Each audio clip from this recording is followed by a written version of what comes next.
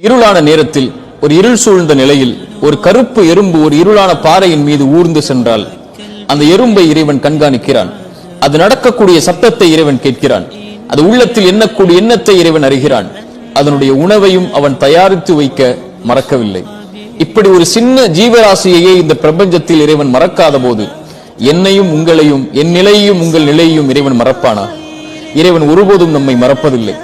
எத்துணை வாசல்கள் அடைக்கப்பட்டாலும் அந்த 1000 அடைக்கப்பட்ட வாசல்களை தாண்டியும் அவன் உதவி செய்ய நாடினால் உதவி செய்வான். ஆனால் 2 கேள்விகளுக்கு இந்த மனிதன் பதிலை அறிய முடியாது. அது எப்போது, எப்படி?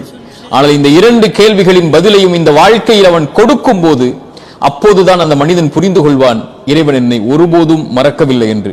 நபி மூசா சொன்னார், லா யதில்லு ரப்பி வலா யன்சா. இறைவன் எதையும் தவற விடுவதில்லை, இறைவன் எதையும் மறப்பதில்லை.